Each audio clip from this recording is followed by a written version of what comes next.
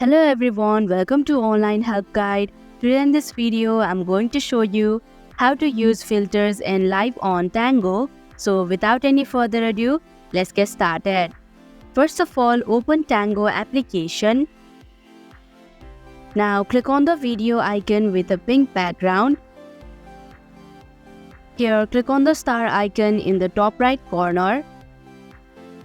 Now whenever you go live, you can use these filters. When you click on these options, you'll get even more options to choose from.